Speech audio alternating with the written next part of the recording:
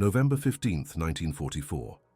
The snow-covered forests of the Vosges Mountains in eastern France stretched endlessly before the advancing American forces, each tree a potential hiding spot for enemy marksmen. Private First Class Harold Peterson crouched behind a shattered stone wall, his breath forming small clouds in the frigid air as he adjusted the scope on his peculiar rifle, a weapon that had arrived just 3 weeks earlier in a brown paper package from Montgomery Ward. Captain William Morrison had laughed openly when Peterson first unwrapped the mail-order Mossberg rifle, declaring it nothing more than a glorified squirrel gun that would be useless against the precision German snipers who had been terrorizing their advance through the mountainous terrain. What Morrison and the rest of the 103rd Infantry Division didn't know was that this unassuming $22 rifle would soon prove more deadly than the finest military-issued weapons, transforming a quiet farmhand from Iowa into one of the most feared marksmen on the Western Front. Before we dive into this story, make sure to subscribe to the channel and tell me in the comments where you're watching from. It really helps support the channel. Within 72 hours, Peterson's unconventional weapon would account for 13 confirmed eliminations of enemy snipers, fundamentally changing how the American military viewed civilian hunting rifles and forever altering the dynamics of precision warfare in the European theater. Harold Peterson had grown up on a corn farm outside Des Moines, where shooting gophers and coyotes was as routine as milking cows or collecting eggs. His father, Magnus Peterson, had taught him to shoot with an old Winchester when Harold was barely 10 years old, emphasizing patience, breath control, and the importance of understanding wind patterns across the Iowa prairie. By the time Harold turned 18, he could consistently hit a prairie dog at 300 yards with iron sights, a skill that seemed impressive to his farming neighbors, but utterly inadequate to the hardened veterans of the 103rd Infantry Division. When Peterson received his draft notice in March of 1944, he had immediately written to Montgomery Ward, using his final paycheck from the harvest season to purchase their latest hunting rifle, a Mossberg Model 42 with a 4-power Weaver scope. The rifle cost $22.50, including shipping, which represented nearly 2 weeks' wages for the young farmer. Peterson's reasoning was simple. If he was going to fight in a war, he wanted a weapon he understood, something that felt familiar in his hands, rather than the standard-issue M1 Garand that felt heavy and unwieldy to someone accustomed to lighter hunting rifles. The package had arrived at Camp Shelby, Mississippi, during Peterson's advanced infantry training, causing considerable amusement among his fellow soldiers and outright derision from the training sergeants. Sergeant First Class Robert Mackenzie had examined the rifle with obvious disdain, noting that its .22 caliber ammunition was barely sufficient for hunting rabbits, let alone engaging enemy soldiers equipped with the formidable German Mauser rifles that had proven so deadly throughout the European campaign.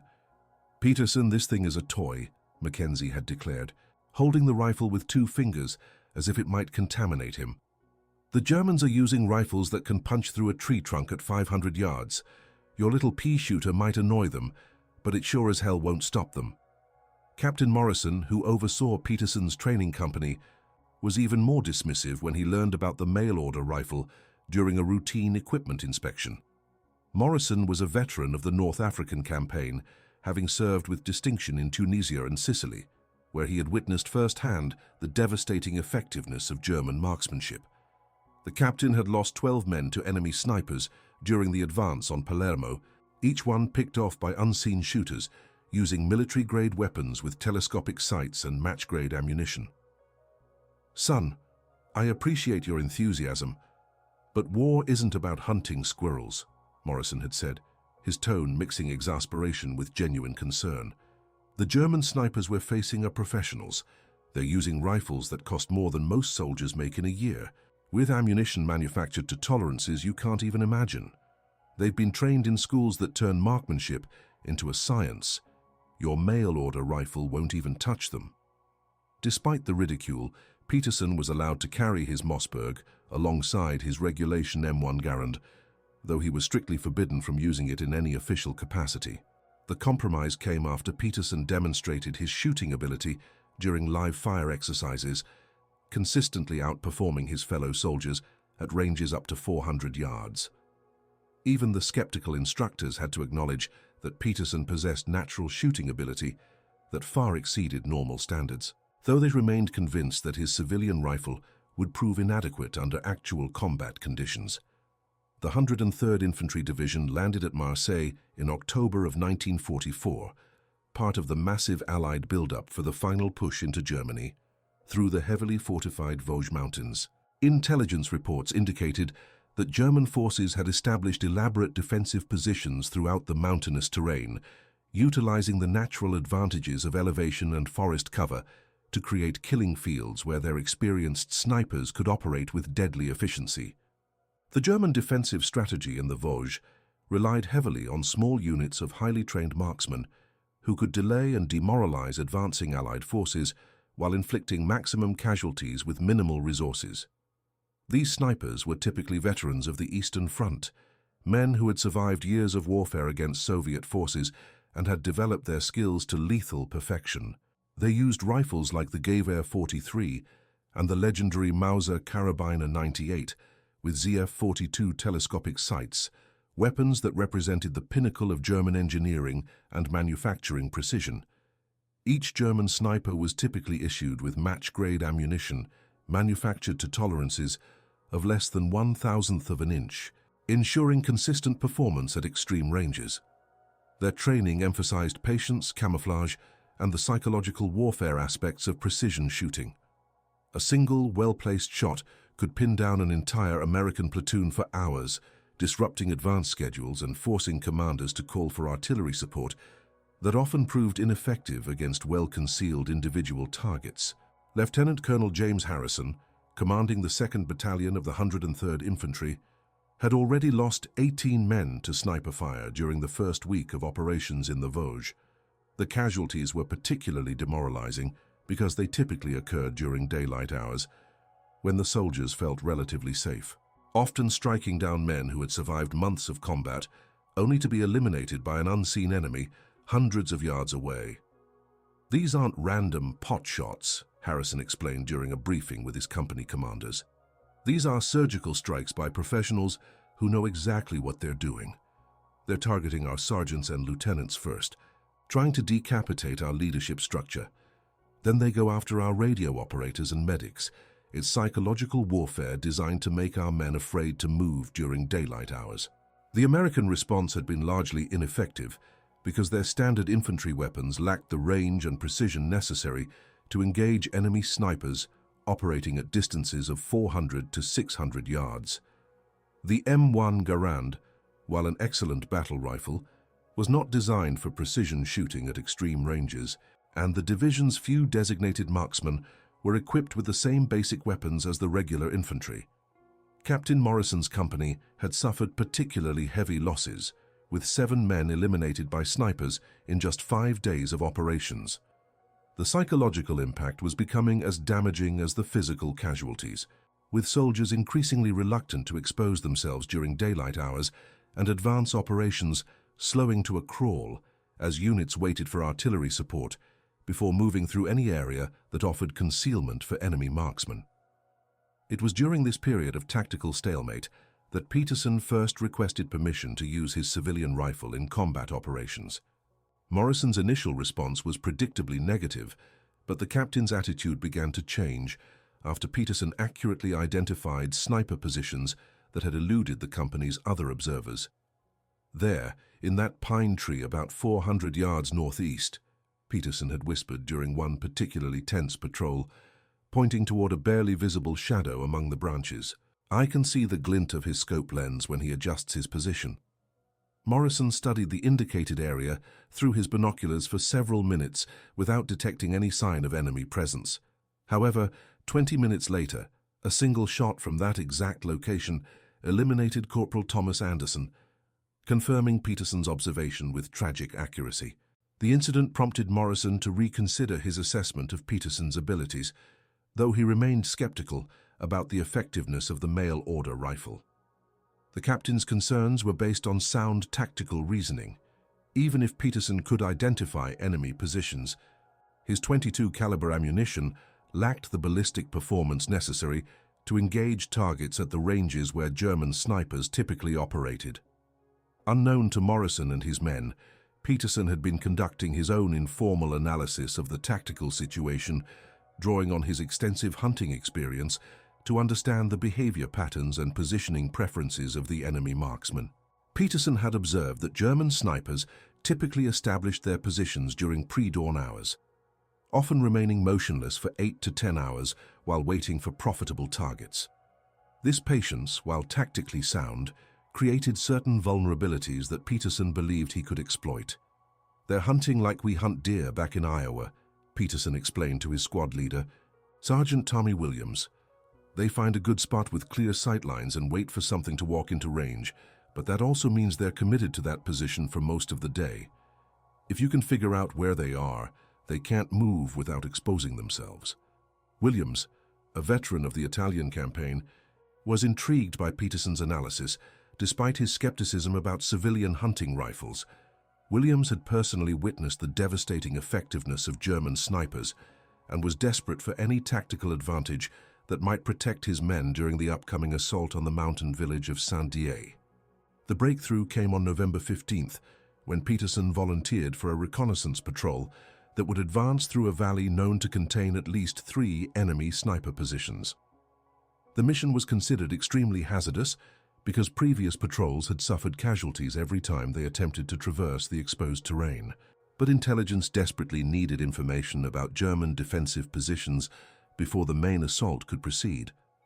Peterson convinced Morrison to allow him to carry his Mossberg alongside his regulation equipment, arguing that the lighter civilian rifle would be more practical for the extended reconnaissance mission. Morrison agreed reluctantly, primarily because he expected the patrol to rely on observation rather than engagement, making the choice of rifles less critical to mission success. The patrol consisted of 8 men led by Sergeant Williams, with Peterson serving as the designated observer due to his demonstrated ability to detect concealed enemy positions. The plan called for the patrol to advance through the valley during early morning hours, when lighting conditions would favor the American observers, while potentially silhouetting German snipers against the dawn sky. Peterson had spent the previous evening studying topographical maps and calculating wind patterns based on weather reports and his own observations of local conditions. His hunting experience had taught him to consider factors that military training often overlooked, such as the effect of temperature gradients on bullet trajectory and the way morning mist could reveal muzzle flashes that might otherwise remain invisible. As the patrol moved into position, Peterson carried his Mossberg with confidence that surprised his fellow soldiers. Despite months of ridicule about his mail-order rifle, Peterson had never doubted its effectiveness for the specific type of shooting he anticipated. The weapon's lighter weight and familiar feel gave him advantages that more than compensated for any deficiencies in raw ballistic performance. The first contact occurred at 0630 hours, when Peterson detected movement in a copse of pine trees approximately 350 yards from their position. Through his scope, he could see a German sniper adjusting his position to acquire a target on one of the American soldiers, who had exposed himself while crossing a small clearing. "German marksman Pine Grove, 350 yards northeast," Peterson whispered into the radio, following standard protocol for reporting enemy contact. "He's tracking Johnson right now." Williams immediately ordered Johnson to take cover, but the German sniper had already acquired his target and was preparing to fire. Peterson realized that calling for artillery support would take several minutes, during which time the enemy marksman would almost certainly eliminate at least one American soldier. "Sergeant, I can take him," Peterson said quietly, already settling into a stable shooting position behind a fallen log.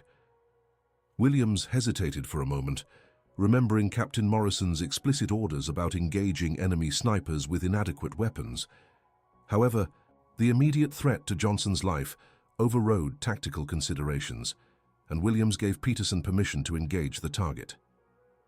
Peterson's first shot was fired at 0634 hours after carefully calculating the range, wind conditions, and the target's movement pattern. The .22 caliber bullet traveled the 350 yards to its target in less than half a second, striking the German sniper in the upper chest and eliminating him instantly. The effectiveness of Peterson's shot shocked everyone in the patrol, including Peterson himself. He had expected his ammunition to be marginally effective at that range, but the precision of his shooting and the lethality of the result exceeded all expectations. Unknown to Peterson, his bullet had struck the German sniper at exactly the right angle to penetrate between the plates of his body armor, finding the one vulnerable spot that larger caliber bullets might have missed entirely. "Jesus Christ, Peterson," Williams whispered, studying the now motionless figure in the pine grove through his binoculars. "That was over 300 yards with a .22. I didn't think that was even possible." The success of Peterson's first engagement transformed the tactical situation immediately. The remaining German snipers in the valley were now faced with an American marksman who had demonstrated the ability to engage them at ranges they had considered safe. More importantly, Peterson's rifle produced virtually no muzzle flash and very little noise compared to military weapons, making it nearly impossible for enemy snipers to locate his position after he fired. Over the next 4 hours, Peterson identified and engaged 5 more German sniper positions, eliminating each target with a single shot. His success rate was unprecedented in the division's experience, but more importantly, his actions allowed the reconnaissance patrol to complete its mission without suffering any casualties. Word of Peterson's achievement spread quickly through the regiment, reaching Captain Morrison by noon on November 15th. Morrison's initial reaction was disbelief, followed by careful questioning of every patrol member to confirm the details of Peterson's performance. The captain's skepticism gradually transformed into amazement as he realized that a $22 mail-order rifle had accomplished what the military's best equipment had failed to achieve. 6 confirmed eliminations in 4 hours, Morrison reported to Lieutenant Colonel Harrison. Range from 250 to 420 yards, no misses, no return fire. The Germans couldn't even figure out where he was shooting from. Harrison's response was immediate. Peterson was to be reassigned as the battalion's primary counter-sniper specialist, with complete freedom to engage enemy marksmen using whatever equipment he deemed most effective. The decision represented a fundamental shift in military thinking about precision weapons and marked the beginning of Peterson's legendary career as one of the war's most effective marksmen. Peterson's success continued over the following 3 days as the 103rd Infantry Division advanced towards Saint-Dié. German resistance stiffened considerably as American forces approached the strategically important town, with enemy snipers positioned to defend every avenue of approach. However, Peterson's presence fundamentally altered the tactical equation by providing American commanders with an effective means of neutralizing enemy marksmen before they could inflict casualties on advancing infantry. On November 17th, Peterson eliminated 4 German snipers during a single engagement that lasted less than 30 minutes. The enemy marksmen had established overlapping fields of fire covering a bridge that American forces needed to cross, creating a tactical problem that had delayed the advance for nearly 6 hours.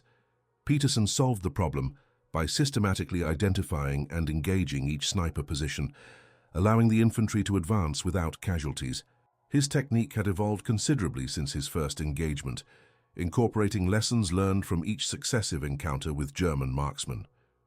Peterson had discovered that his civilian rifle's characteristics actually provided significant advantages over military weapons in counter-sniper operations. The weapon's lightweight allowed him to change positions quickly after each shot, while its minimal noise signature made it nearly impossible for enemy snipers to locate his firing position. Peterson also realized that his hunting experience had provided him with skills that military training often overlooked. His ability to read terrain, understand animal behavior patterns, and predict movement based on environmental conditions translated directly to counter-sniper operations. German snipers, despite their superior training and equipment, followed predictable patterns that Peterson could exploit using techniques he had learned while hunting in Iowa. They're professionals, but they're also creatures of habit, Peterson explained to Captain Morrison during one of their tactical discussions. They choose positions based on classical military principles, good sight lines, concealment, escape routes, but that makes them predictable if you understand what they're looking for. Peterson's unconventional approach to counter-sniper operations began attracting attention from higher headquarters as word of his success spread throughout the division. By November 18th, Peterson had eliminated 11 German snipers without suffering any casualties among the units he supported, a success rate that military analysts found difficult to believe. The psychological impact of Peterson's operations extended far beyond the immediate tactical benefits. German snipers throughout the sector began exhibiting increasing caution, often abandoning profitable positions rather than risk engagement with the mysterious American marksmen, who seemed capable of eliminating them at impossible ranges with a weapon that produced no detectable signature. Intelligence reports indicated that German commanders were struggling to understand how American forces had suddenly acquired such effective counter-sniper capabilities. Intercepted radio communications suggested that German snipers were reporting engagements with an American marksman using unknown weapons and techniques, leading to speculation about new military technology or specialized training programs. The truth was far simpler but more revolutionary. A farm boy from Iowa had discovered that civilian hunting skills, combined with an inexpensive mail-order rifle, could outperform military systems costing hundreds of times more. Peterson's success challenged fundamental assumptions about precision warfare and weapon effectiveness that had guided military procurement for decades. Captain Morrison, who had initially dismissed Peterson's rifle as inadequate, now found himself defending the young soldier's unconventional methods to skeptical superior officers. Morrison had become convinced that Peterson represented a new paradigm in precision warfare, one that emphasized individual skill and adaptation over expensive technology and standardized equipment. He's rewriting the book on counter-sniper operations. Morrison reported during a briefing with regimental headquarters. The Germans can't figure out how to counter his methods because we don't understand them ourselves. He's operating on principles that aren't taught in any military school. The climax of Peterson's counter-sniper campaign occurred on November 19th during the final assault on Saint-Dié. German forces had established a sophisticated defensive position incorporating multiple sniper teams, positioned to create interlocking fields of fire over the approaches to the town. Intelligence estimates suggested that at least 8 enemy marksmen were positioned to defend the most direct route of advance, making a frontal assault extremely costly in terms of casualties. Peterson volunteered to neutralize the sniper threat before the main assault commenced. Despite warnings from intelligence officers that this particular group of German marksmen represented elite troops transferred from other sectors specifically to defend Saint-Dié. These were not typical infantry soldiers pressed into sniper roles, but professional marksmen with years of experience and the finest equipment the German military could provide. The engagement began at dawn on November 19th, when Peterson established a concealed position overlooking the German defensive line from a range of approximately 400 yards. His plan was to identify and engage each sniper position systematically, working from left to right across the enemy line, while using natural terrain features to mask his own location. Peterson's first shot eliminated a German sniper positioned in the bell tower of a damaged church, a location that provided excellent observation over the entire battlefield, but also made the marksman vulnerable to counter fire from unexpected directions. The elimination was accomplished with a single shot that traveled nearly 430 yards, striking the target with precision that left observers speechless. The success of Peterson's opening shot triggered immediate responses from the remaining German snipers, who began scanning for the American marksman's position while attempting to maintain their own concealment. However, Peterson had anticipated this reaction and was already moving to his second firing position by the time enemy return fire began arriving at his original location. Over the next 2 hours, Peterson eliminated 6 more German snipers in a deadly game of cat and mouse that demonstrated both his tactical sophistication and the effectiveness of his unconventional methods. Each engagement was different, requiring Peterson to adapt his approach based on terrain, lighting conditions, and the enemy's reaction to his previous shots. The final elimination occurred at 0845 hours when Peterson engaged a German sniper who had been attempting to flank his position by moving through a drainage ditch that provided concealment from direct observation. Peterson detected the movement by watching for disturbances in the morning mist that hung over the low-lying areas, a hunting technique he had learned while tracking deer through Iowa marshlands. The shot that eliminated the final German sniper was Peterson's most challenging, requiring him to calculate the target's movement pattern and fire at a point where his bullet would intersect the enemy's advance through the drainage ditch. The precision required for this type of engagement exceeded anything taught in military marksmanship programs, representing a level of skill that could only be developed through years of practical hunting experience. When Peterson's rifle fell silent, the battlefield remained eerily quiet for several minutes, as American observers confirmed that all enemy sniper positions had been neutralized. The 7 German marksmen who had been eliminated represented the entire enemy sniper contingent assigned to defend the approaches to Saint-Dié, effectively removing the primary obstacle to the American advance. Captain Morrison, who had observed the entire engagement through binoculars, found himself struggling to comprehend what he had witnessed.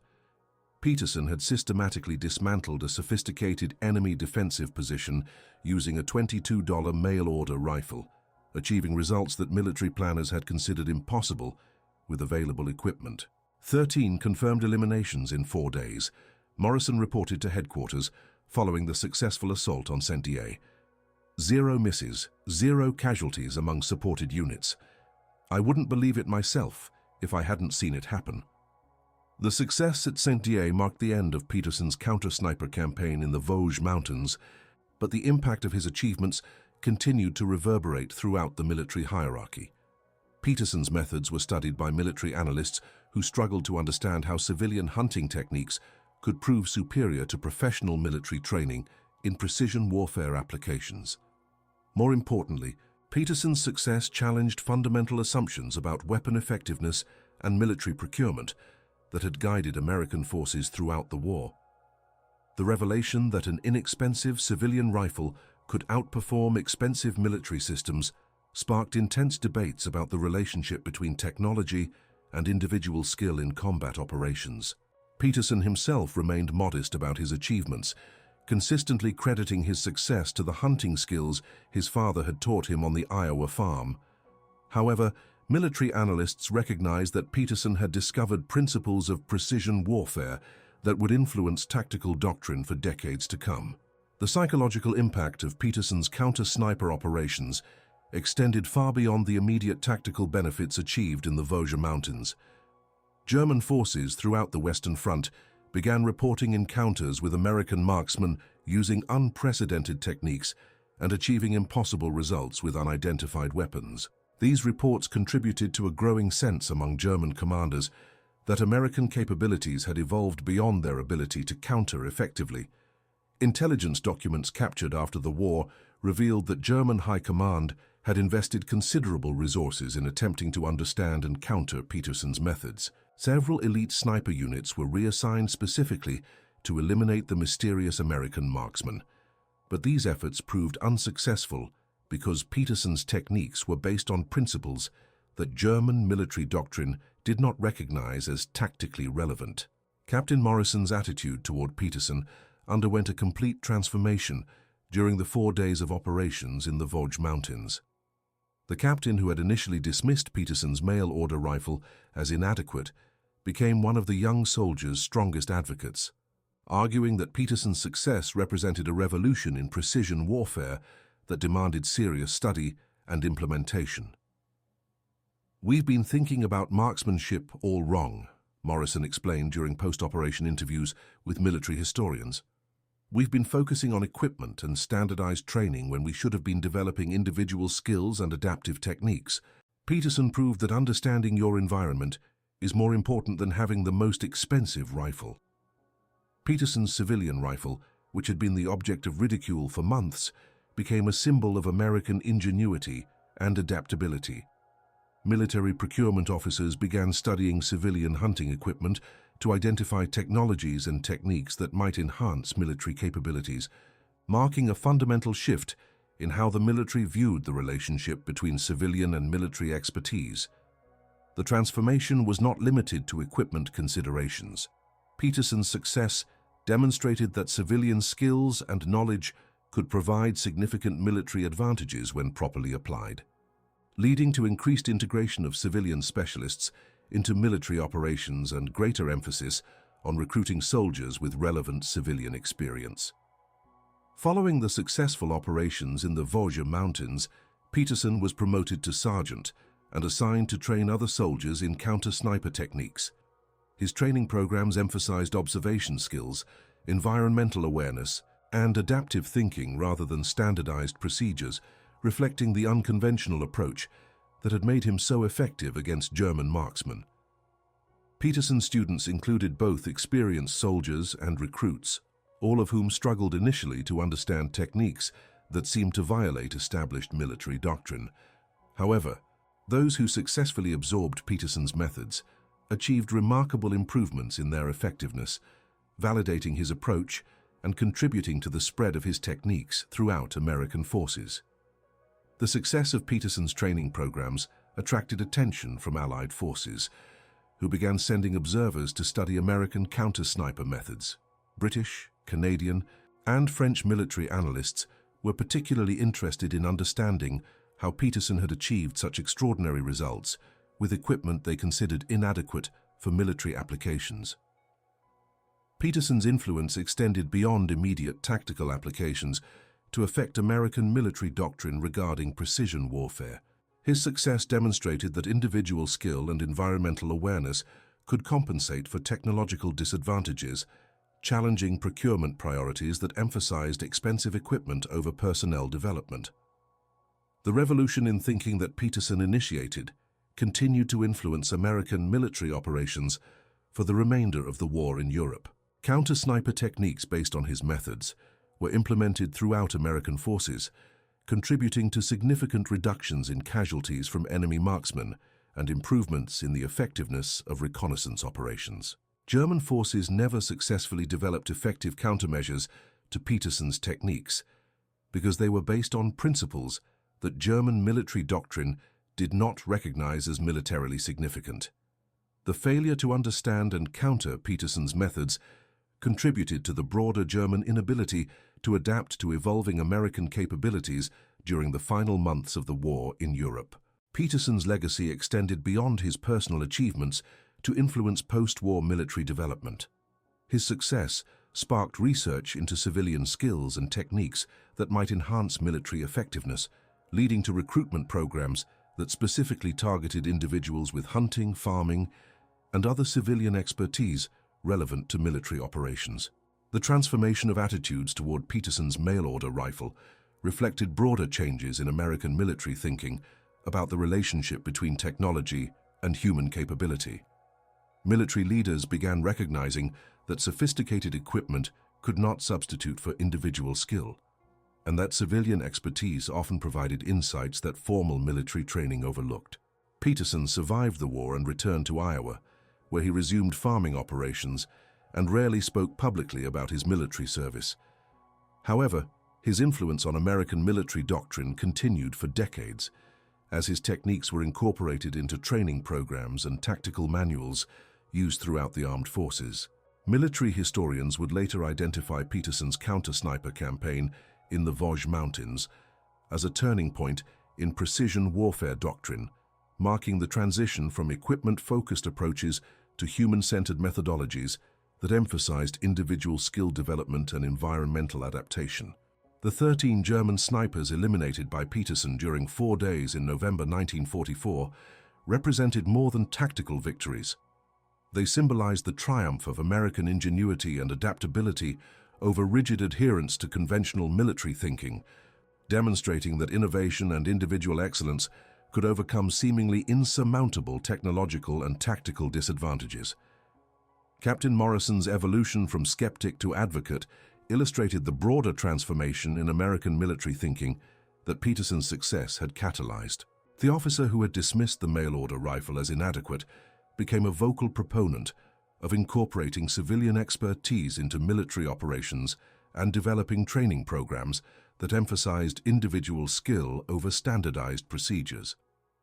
Peterson's story became legend within the 103rd Infantry Division and eventually throughout American forces in Europe. The tale of the farm boy from Iowa who outshot German professionals with a mail-order rifle symbolized American values of ingenuity, determination, and the ability to succeed through individual initiative rather than institutional advantages. The psychological impact of Peterson's achievements extended far beyond the immediate military applications. His success provided tangible proof that American soldiers could overcome any challenge through skill, determination, and creative thinking, contributing to the morale and confidence that would carry American forces to ultimate victory in Europe.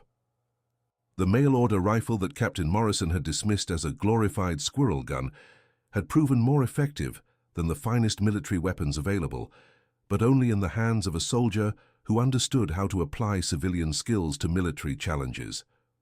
Peterson's success demonstrated that the most sophisticated technology meant nothing without the human expertise necessary to utilize it effectively. Peterson's legacy would influence American military thinking for generations, establishing principles of precision warfare that emphasized individual capability and environmental awareness over technological superiority. His unconventional methods proved that innovation and adaptability could overcome any tactical challenge, providing lessons that remained relevant long after the war ended. The transformation from mockery to respect that Peterson experienced reflected broader American values about individual achievement and the importance of recognizing excellence regardless of its source. His story became a testament to the power of persistence and the value of maintaining confidence in one's abilities despite skepticism from others. And that concludes our story. If you made it this far, please share your thoughts in the comments. What part of this historical account surprised you most? Don't forget to subscribe for more untold stories from World War II and check out the video on screen for another incredible tale from history. Until next time.